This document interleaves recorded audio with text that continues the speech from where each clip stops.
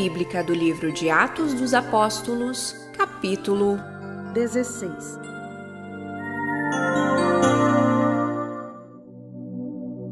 Chegou a Derbe e depois a Listra, onde vivia um discípulo chamado Timóteo.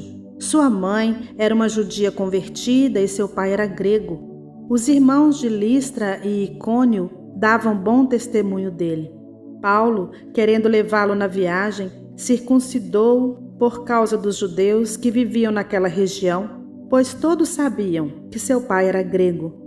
Nas cidades por onde passavam, transmitiam as decisões tomadas pelos apóstolos e presbíteros em Jerusalém para que fossem obedecidas. Assim, as igrejas eram fortalecidas na fé e cresciam em número cada dia. Paulo e seus companheiros viajaram pela região da Frígia e da Galácia, tendo sido impedidos pelo Espírito Santo de pregar a palavra na província da Ásia. Quando chegaram à fronteira da Mísia, tentaram entrar na Bitínia, mas o Espírito de Jesus os impediu. Então, contornaram a Mísia e desceram a Troade. Durante a noite, Paulo teve uma visão, na qual um homem da Macedônia estava em pé e lhe suplicava: passe a Macedônia e ajude-nos. Depois que Paulo teve essa visão, preparamo-nos imediatamente para partir para a Macedônia, concluindo que Deus nos tinha chamado para lhes pregar o Evangelho. Partindo de Troade, navegamos diretamente para Samotrácia e no dia seguinte para Neápolis. Dali partimos para Filipos, na Macedônia, que é a colônia romana e a principal cidade daquele distrito. Ali ficamos vários dias. No sábado, saímos da cidade e fomos para a beira do rio, onde esperávamos encontrar um lugar de oração. Sentamo-nos e começamos a conversar com as mulheres que haviam se reunido ali.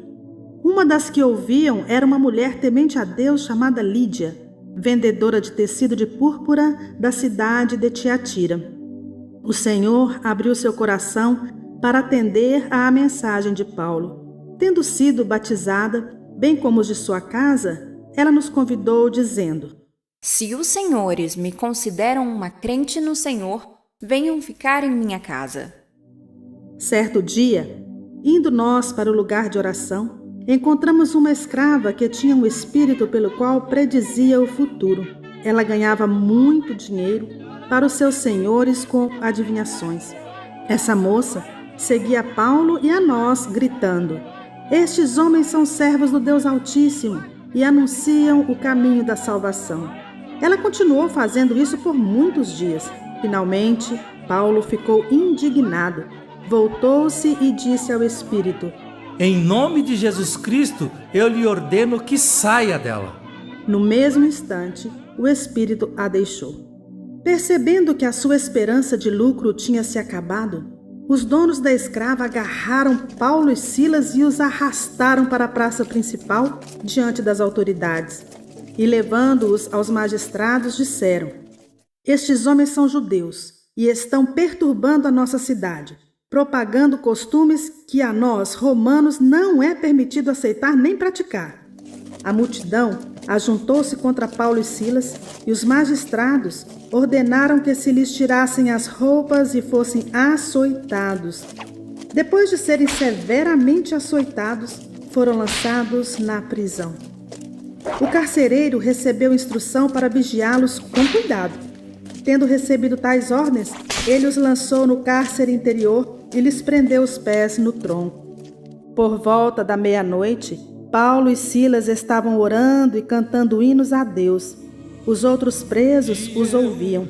Louvarei meu Deus, louvarei meu Deus. De repente, houve um terremoto tão violento que os alicerces da prisão foram abalados. Imediatamente, todas as portas se abriram e as correntes de todos se soltaram. O carcereiro acordou e, vendo abertas as portas da prisão, desembainhou sua espada para se matar, porque pensava que os presos tivessem fugido. Mas Paulo gritou: Não faça isso! Estamos todos aqui! O carcereiro pediu luz, entrou correndo e, trêmulo, prostrou-se diante de Paulo e Silas. Então levou-os para fora e perguntou: Senhores, o que devo fazer para ser salvo? Eles responderam: Creia no Senhor Jesus, e serão salvos, você e os de sua casa. E pregaram a palavra de Deus a ele e a todos os de sua casa. Naquela mesma hora da noite, o carcereiro lavou as feridas deles. Em seguida, ele e todos os seus foram batizados. Então os levou para sua casa, serviu-lhes uma refeição e com todos os de sua casa alegrou-se muito por haver crido em Deus. Não sei o que será do amanhã, nem o que o futuro tem, mas eu louvarei meu Deus. Quando amanheceu, os magistrados mandaram seus soldados ao carcereiro com esta ordem: solte estes homens.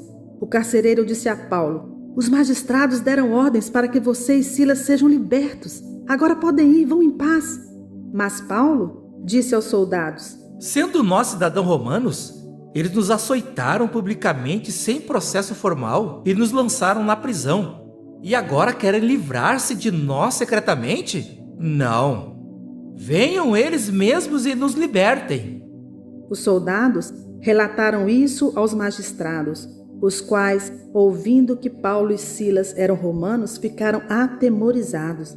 Vieram para se desculpar diante deles e, conduzindo-os para fora da prisão, pediram-lhe que saíssem da cidade. Depois de saírem da prisão, Paulo e Silas foram à casa de Lídia, onde se encontraram com os irmãos e os encorajaram, e então partiram.